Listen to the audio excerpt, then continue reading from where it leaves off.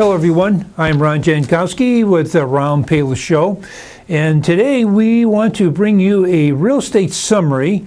And the real estate summary is going to be a little bit about what's going on in the surrounding area in Payless Heights, adjacent towns, and I've been fortunate to have a guest called Barry Gaw.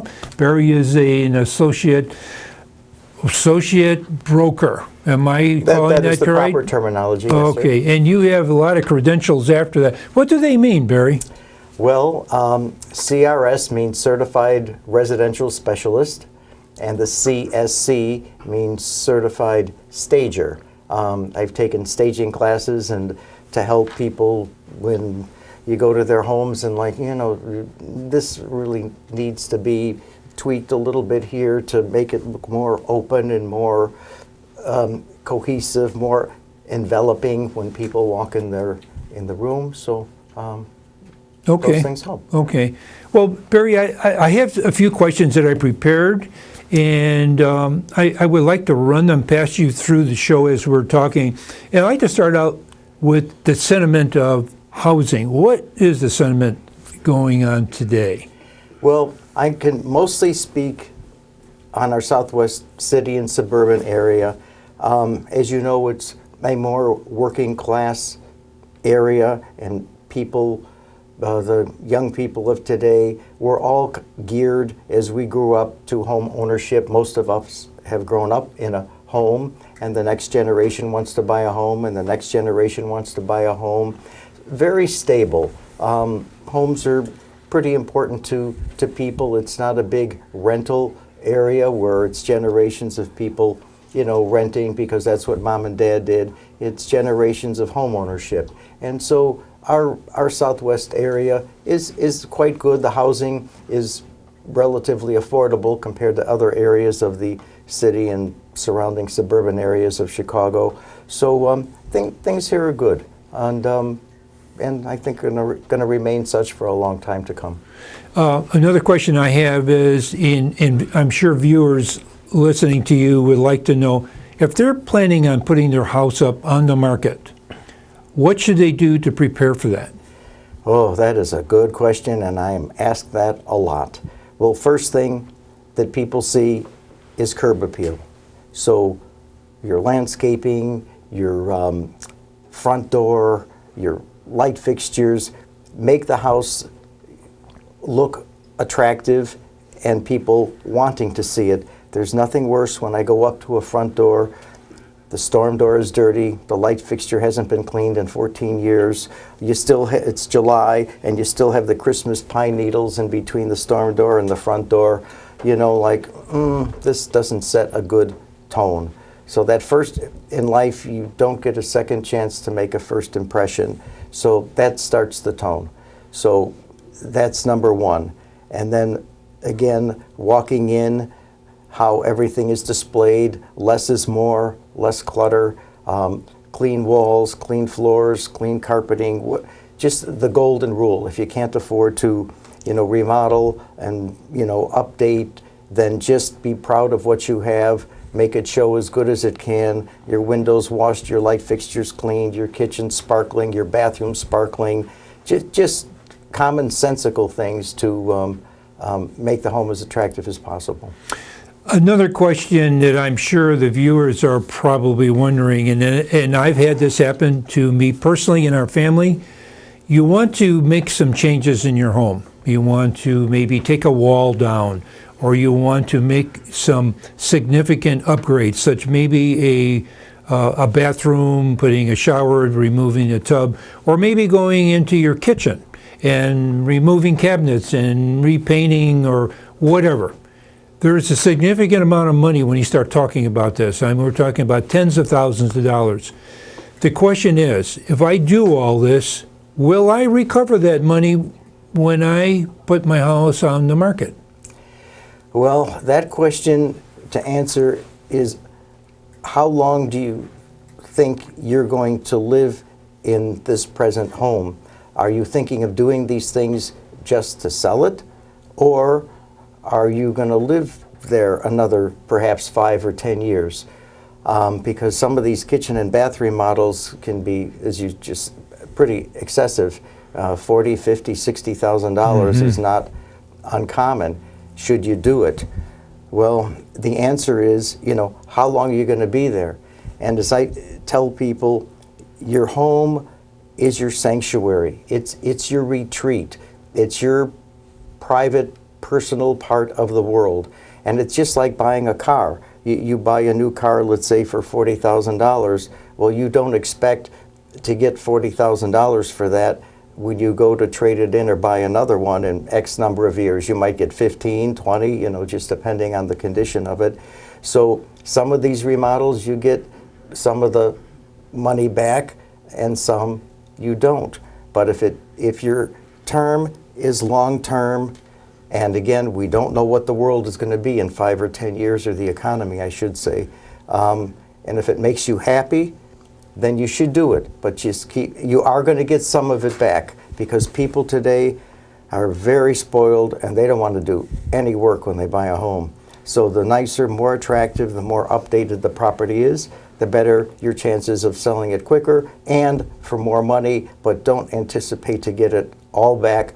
But your happiness is there is no price you can put on that. And you got to be happy when you come home. And if after you do that remodel, it makes you happy, it was worth every penny you spent. Right. Now, in my case, of our family, there was a home that my son is in the level of about $250,000 home. The upgrades he wanted to do was around $50,000. So the question, of course, is, Dad, do you think I'm going to be able to recover this? Well, now he's putting all of that money that he invested into the price of the home. So now he's in the $300,000 bracket. Well, that's going to change on how fast that house is going to move, and he may have to lose some of that money. My answer to him was, I think putting that sizable renovation in a home that's about 50 years old, 45 years old, probably is a little on the risky side. And would you recover? If there's a home for everybody. Mm-hmm. And you could find a buyer that'd be interested in that home, regardless if it's $5,000 or $10,000 more or less. But that means that home's going to be on the market much longer. So he decided to not do any of the renovation and live there for a while and then put it on the market at a later time. So yes, I do understand that in some cases you can recover some of it, mm-hmm. and in some cases you could recover all of it, but that depends on the variable that I just mentioned. Yeah, and there's a lot of what we call in the business today flippers buying, let's just say in Oak Lawn, for example, having a more standard bungalow bi-level type home.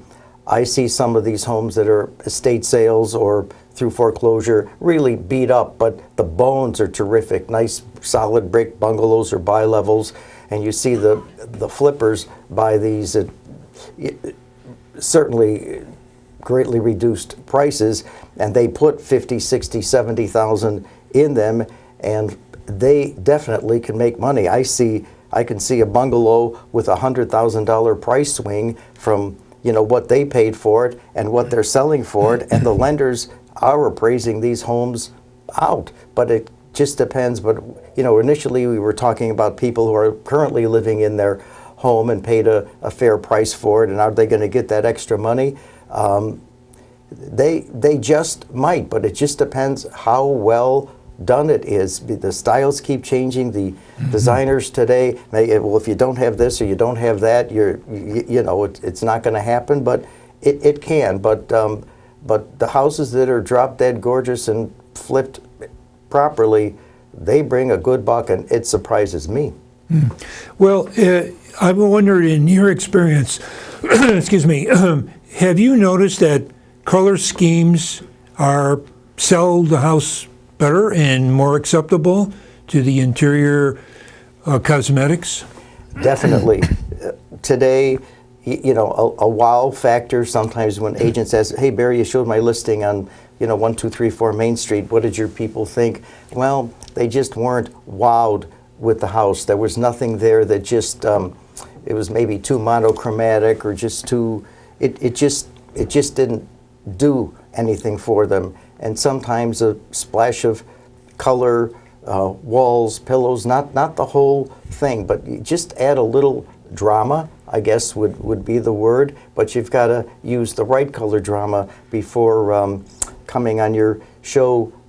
Yesterday I went online and checked the current 2020, the hot colors for 2020, and the predominant two colors that kept showing up on Sherwin-Williams, Benjamin Moore, HGTV were in the green family, sort of a sagey green. I like that color.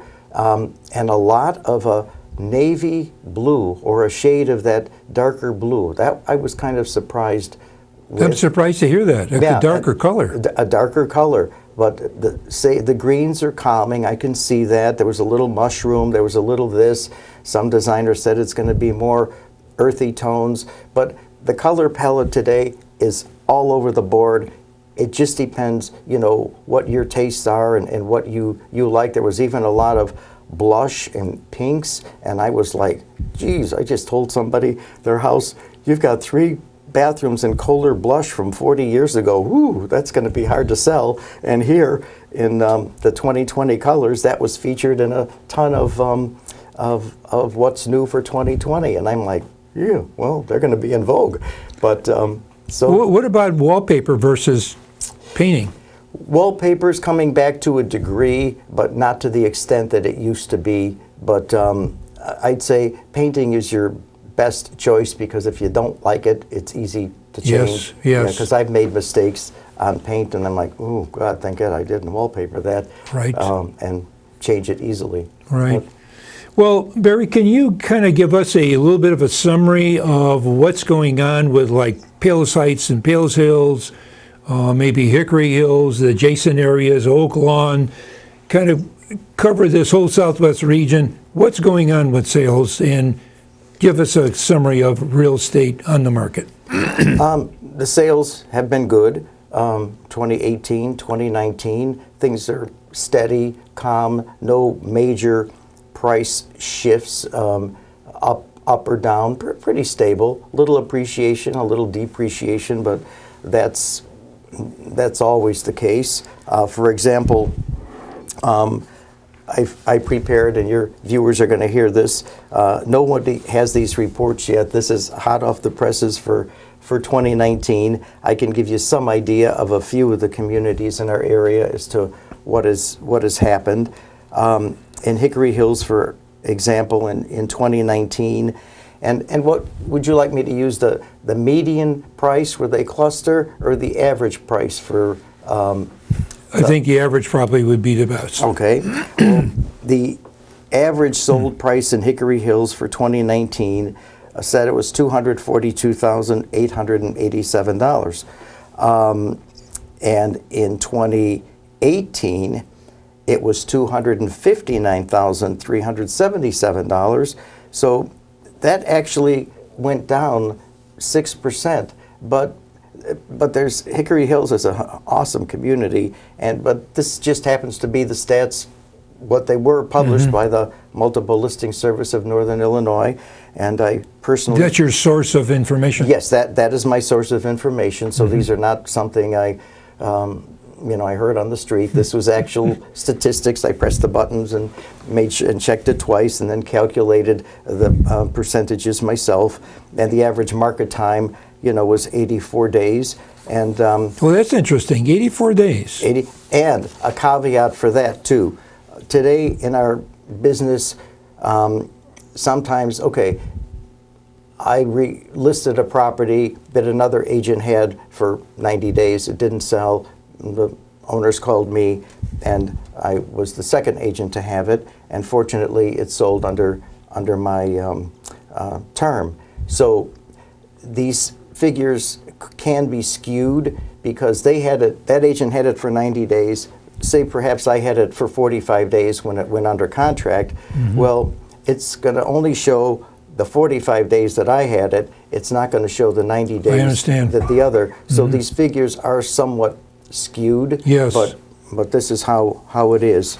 And but here for Hickory Hills, the condos in Hickory Hills in 2019, the average sale was $166,000, but In 2018, they were 140. So that was an increase of 18%, again, of what happened to sell at that time. So that was interesting. Oak Lawn, for example, which is a big market, has a lot of property. Needless to say, the average house was on the market 73 days in 2019, and the average sale price was $229,000. And in 2018, it was $222,000. So that was up 3%. And the condos were up almost 8% from 2019. Sale prices were $105,000 in 2019 and $98,000 in 2018. So, you know, Palos Hills, our neighbor, 2019 average sale prices were $279, and in 2018 they were $281,000. So down like 0.75%, which is negligible. But there again, the condo sales, they were up 4%. They were $151,000 in 2019 and $145,000 in 2018. So it's Palos Park. Oh boy, 2019, the average sale price was $467, but that's not, you know, but there's a lot of expensive homes. So if a few multi-million-dollar homes sold, that's going to push up the whole, because the median was 405. And in 2018, the average was 401. So that shows an increase of 16%. But again, some of these larger homes could have sold and skewed. I do know a few that did sell in the millions, and that it doesn't take much to push up the average. Right, it does. Yeah, right. And Palos Park, now here the condos went down 6.75% in price. But it's 2019 was 207, 2018 222, but it's and 63 days, you know, on the market for those. And our Palos Heights, average market time was 97 days for 2019. Average sale price was 303, and in 2018, average sale price was 310. Actually went down about 2.5%. But on the condos, they went up just about 3% from 234 in 2019 and 227 in 2018. And I even did Orland Park, as again our other neighbor to the south, just to get an idea there. The market times there were about 94 days for the average home. The average sale price in 2019 was $357. In 2018, it was $352. So an increase of about 1.5%. And on the condos, they increased 5%. They were on the market shorter time, 47 days. And in 2019, 209 was the average sale price. In 2018, 199. So they went up 5%. So these are hot off the press numbers that Cranes doesn't have yet.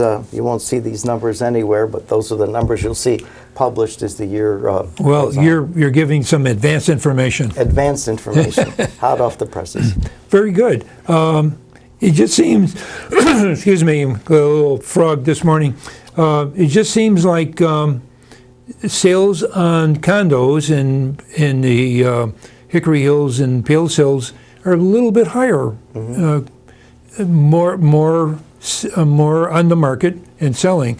So that's interesting to hear as well. But it looks like there's still a slight price increase in all of the... overall, yes. Yeah. And the condos, I would say, as far as the price increase, if somebody can't afford a home, they'll go and they want home ownership, they'll buy a condo. So, and since they are more affordable in most instances, that would be something that, like, hey, hon, we can't buy a condo or a home right now, let's buy a condo. So maybe that's a reason for maybe just a little more demand, because more affordable. The more affordable the property, you know, in those areas, the prices will go up at a higher percentage.